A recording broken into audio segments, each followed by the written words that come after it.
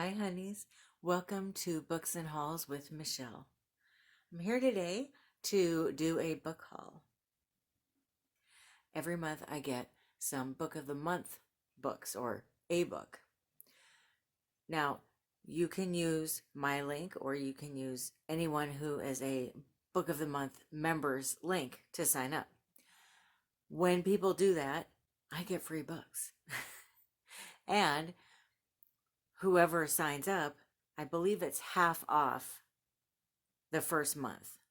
So instead of, let's see, these usually fit $14.99, but your first month is usually $9.99, I believe. Especially they usually have a code you can use or something. But if you use my code or someone else's, it's $5.99. So that's really cool, I think. And then in turn, I usually get a free book for recommending you. So it's kind of a win-win for both of us. And so this last month, I did have a friend sign up with my link, and I was able to get a free book. So the free book that I got, I also got a little swag here. These are some cute little like buttons. They kind of remind me of, or pins, okay. They remind me of, in the 90s, I used to put pins on my jean jackets. That's what these remind me of. Which I guess I could put it on a jean jacket or like a book bag or something.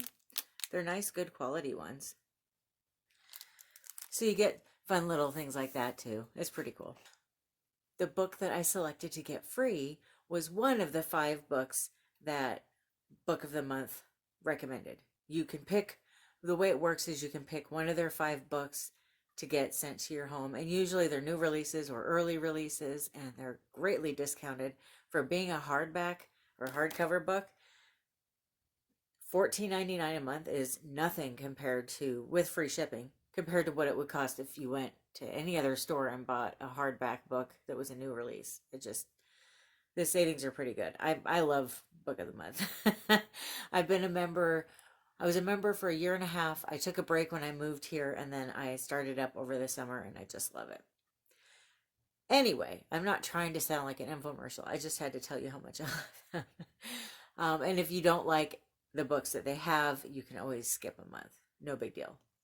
But this month, I didn't want to skip. In fact, I wanted 2 of them, so I got this one for free.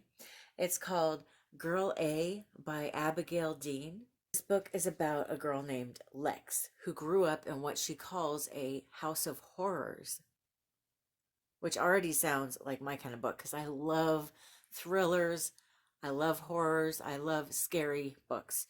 If I have a hard time falling asleep at night, it's probably a book I'm going to end up giving 5 stars. I just love, I don't know what that is, but I love that. She escapes this house of horrors and starts up her own life on her own. She leaves her siblings behind and her parents behind. And her mom apparently is in prison and passes away and leaves the house to her and her siblings. So she has to go back and revisit her childhood. Well, if she called it a house of horrors, it was probably a pretty bad childhood, which sounds pretty fascinating as well. What was bad about it, right? And reading the synopsis to it, it looks like this book is about the relationship between siblings and how we know our siblings in ways that nobody else knows them, and vice versa. And I just thought, this sounds really good. I think it's always interesting to try to figure out when siblings are close or when they're not, why? And what do you define as close for a sibling? I mean, I could go on and on and on, but it sounds like a really good, thought-compelling book. I can't wait to read it. And I did look at some reviews, and it sounds like a book that's going to make me cry. So there's that too. The book that I selected as my Book of the Month pick is The Four Winds by Kristin Hannah. Now, I've got a little bit of a history with her. I started reading Kristin Hannah books when she was first getting published. And I grew up in the Pacific Northwest, up on the peninsula of Washington State. It's a ferry ride away from Seattle. And she had like a there was a table at a Barnes and Noble of not artists, local writers, local authors, and she was on that table. And so I grabbed one of her books. Now, it was really more of a romance novel, I would say. And I read the book and I really liked it. I can't remember what it was called. I'll try to look it up, and if I can find it, I'll put it up here. But it was one of her first books. And that was in the early 2000s, or maybe late 90s. And I read quite a few of her books. Some of them I read multiple times. And then I just got to a point where I kind of fell out of love with romance novels. It's nothing personal against them. I just didn't find them as enticing as I used to. And now every once in a while I'll pick one up and read it, but I'm still not into them like I am mysteries, historical fiction, thrillers, horrors, that kind of stuff. So when I found out that she now writes historical fiction, I really wanted to give her a chance again. Not that I gave up on her or broke up with her or anything, but I just thought, oh, that sounds really good. So I did finally read The Nightingale. I loved it. And I didn't cry, though. Apparently, I'm the one person on the planet that didn't cry when I read it. And you'll hear a lot more about what I thought about it next Sunday when I do my February book reviews. I finished it a couple days into February, so I didn't put it in my January book review. But it was really good. Anyway, I digress. This book is about a lady named Elsa. From what I gather, the book starts, I think, in 1921 in Texas when things are very affluent and things are going really well.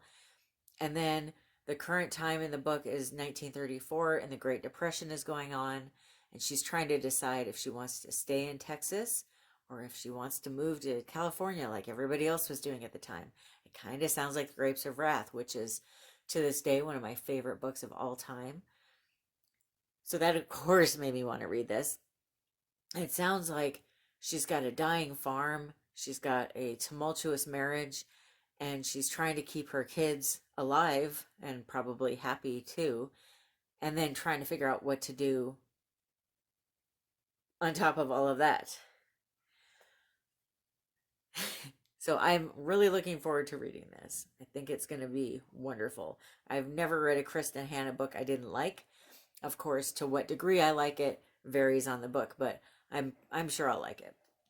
I went to the Dollar Tree and I saw this book. It is Fangirl by Rainbow Rowell. I read Pumpkinheads and I loved it. I plan on reading it every year in the fall. In fact, I think it's right here behind me on the bookshelf. I just think it's the best. I'm really excited to read this. This book obviously is going to go way more in depth than the graphic novel behind me, but it's about a girl named Kath who is a teenager. She's got a twin sister named Ren, and they're both huge, sorry, I'm glancing at my notes here, Simon Snow fan, who is an author. And her and her sister are so into these books and so into fangirling these books that it literally got them through their mother leaving them. I can relate to that. I feel that there are books that have gotten me through moments in my life, and one of the authors that got me through, and this is going to sound weird and twisted, okay, but when I was a teenager, my parents had got divorced and was kind of going back and forth between the house, both houses, and there's just all this drama going on, and what got me through it was my fangirl moments of V.C. Andrews. I absolutely loved her. And I'm talking about the old school, real V.C. Andrews books that she actually wrote before she passed away. Not the ones that a ghostwriter's writing in her name, but the real ones, the genuine ones. You know what I'm talking about if you're a fan of V.C. Andrews. But I understand how much books can help us get through things and how much they can help us grow and learn and move on. And books are so beautiful. I wish more people read them. Kath and Ren are now graduating from high school. It's time for them to go to college. And Ren tells her that, one, she doesn't want to be roommates with her in college. She wants to kind of get more independent. which I think would be hard with a twin, right? And two, she wants to, she thinks it's time for her and her sister to kind of throw some ice water on the fangirling of Simon Snow. Understandably, Kath feels like she's being ripped out of her comfort zone. And the book goes on from there as far as what happens in college, what's up with her new roommate, how things go from there. I read some reviews on it. People said they laughed and they cried multiple times, but like cry, like crying hard. And they just weren't expecting that. So let's see. Will I cry? I don't know. It's hard to make me cry. But so far, all three books are tearjerkers, supposedly. And then the next three books that I got are from Better World Books. And I'm going to talk about them in a second, but I just wanted to let you know. The first one is, speaking of fangirl, I loved Sweet Valley Twins, Sweet Valley High, Sweet Valley, what was it? Campus, or it was like when they went to college. I read a couple of those too. I just love Francine Pascal. I love the twins. Maybe I've got to think, and that's funny, the last book was about twins too. I love books about sisters or twins or that kind of thing. This book takes place 10 years after high school. And now, if you remember, if you read these books, the twins are Jessica and Elizabeth. They're twins. They kind of love to hate each other. You know, they irritate each other, but they're very close. They're best friends. 10 years later, Elizabeth has moved away and is in New York City and does not speak to Jessica anymore. What? Why? Like, I have to know. I mean, I guess it's different once you get out of the house, but what? Why? I can't. And I'm just shocked that they don't talk anymore. And Jessica is still in the valley in California, surrounded by friends and family. So I look on the inside. This was a library book, but look at the imagery. You guys, if you know, if you were Sweet Valley High fans, you're familiar with these faces. You're familiar with this artwork. These are the twins. It looks like it was either brought to the library or checked out in April of 2011.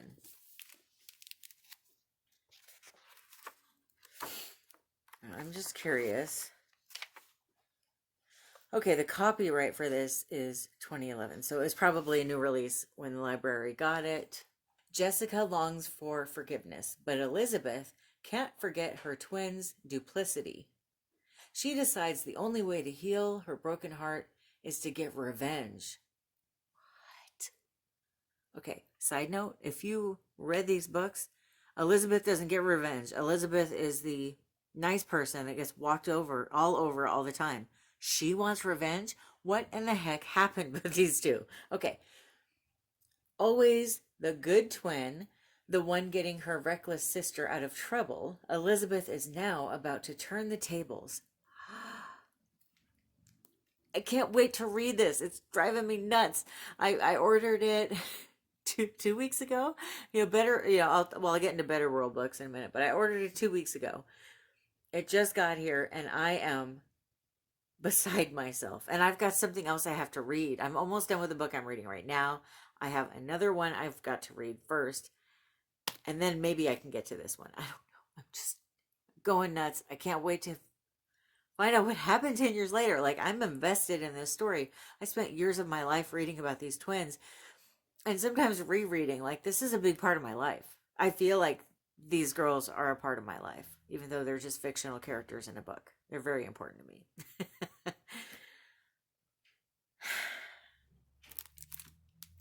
And then my next question is, how did I never hear about this book? Was I asleep? Well, actually, I know what it was. 2011 was a time when I was not buying books. I couldn't afford to buy any books at all. And I'm not a library person. I like writing in books. I like underlining things. And on top of it, I am notorious for not returning my books, which gets really expensive. So I just don't even bother. checking them out because I'm just not good at that. Anyway, so I was going to tell you about Better World Books. I will put a link to their page down in the description box. If you click on it and you buy books, there is nothing in it for me. I'm just telling you because I really like buying books there.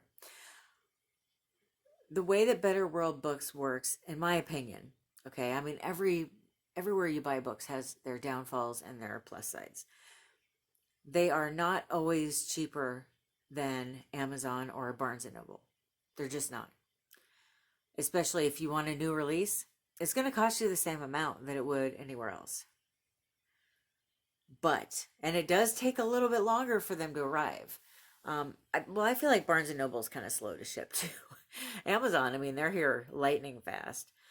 But so you got to be patient and wait for them to arrive. But the beauty of Better World Books is, I mean, if you go on their website and you read up on them, they're very charitable. They do a lot to try to help disadvantaged children get their hands on books to read. And they try to get books sent all over the world, not just here. And they're this huge book recycling program. I think even if you or I wanted to, I think we could sell our books on there. But another thing, they have drop boxes. You can go and drop off your books there. Sadly enough, they don't have them in Vegas. People don't seem to think the people that live in Vegas read much. It's like they think that we're all just like dancing on poles all the time. And there's actually, eventually I'm going to do a video about what it's like to live in Vegas. But there's a lot of people that aren't Vegas at all as you would imagine it. I'm not saying I'm not, because I definitely have some Vegas in me. But there's definitely people that live as you would anywhere else in the suburbs in Vegas. So it's odd that they don't have the book drops here, but they don't. I wish they did. I would use them all the time, because that's what you can do is you can drop off the books in the book drop, and then they'll sell them, make money to send books and donate books to places that really need them. So it's a great program. Anyway, I digress. The whole point and the real beauty of it is you can get books like this. Where are you going to find this book that was published 10 years ago? And honestly, perfect condition. I mean, okay, so it was a library book. I don't care. In fact, I love library books too much. That's why I can't join any libraries. I keep them forever. But you can find books that are out of print and have been for a long time. You can find rare books on there. You might have to pay for them, but you can find them on there. I mean, you can find a lot that you cannot find anywhere else. And it's beautiful. If you're a book lover like I am, it's very beautiful to be able to find that. So I had to tell you about that. And the next two books, which are the last two books, I also got there. The other nice part is I spent, gosh, what was it? I think it was $22 on 3 books. And that's not bad. I don't think. And that included shipping. I think my shipping was free, but the next book that I got. Okay, Autumn B, one of the viewers on here, suggested that I get this book. It's Wide Sargasso Sea by Rhys. Autumn said that if I had so many opinions on Jane Eyre, I should read this. Because this book, which was written in 1966, is about the woman that's locked up in the attic in Jane Eyre. This is her side of the story. That's the side. This right here is what I want to read. This is what I want to know. What did she go through? What did he do to her? Does she feel the same way I do about him? This is another one. I can't wait to read it. And I'm having this problem because usually I buy books and I think, oh, cool, one day I'll read that. No, not this month. This month, every book I bought, I want to read it right now and I can't. So I have to wait. But I read the back of it. It sounds compelling. Look at this beautiful cover. Oh my gosh, right? I'll go ahead and read it to you. Why not? We're just sitting here talking about books, our favorite subject, right? Jane Rhys's reputation was made upon the publication of this passionate and heartbreaking novel, in which she brings into light one of fiction's most mysterious characters, the madwoman in the attic from Charlotte Bronte's Jane Eyre. Set in the Caribbean, its heroine is Antoinette Causeway, a sensual and protected young woman who is sold into marriage to the prideful Mr. Rochester. I hate him. Anyway, in this best-selling novel, Rhys portrays a society so driven by hatred, so skewed in its sexual relations, that it can literally drive a woman out of her mind. Yeah, okay. I mean, right? Let's read it. Let's read it right now. Let's just start the book and I'll read it out loud to you. That's how I feel. It sounds so good. I can't wait. I can't wait. And I feel like I'm going to cry in this one too. Maybe I won't, but I feel like I will.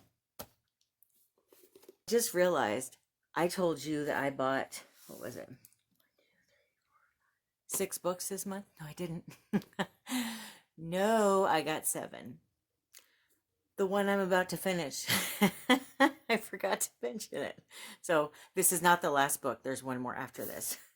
So the second to last book is The Mothers by Bennett. Have you read this? If you haven't, you're missing out. Go get it and read it. It's so good. Because I read this and I love it. Love it, love it, love it. 5 stars. I will reread at least once in my life. I'd only give books 5 stars if I'm intending on rereading them. That's how serious it is for me.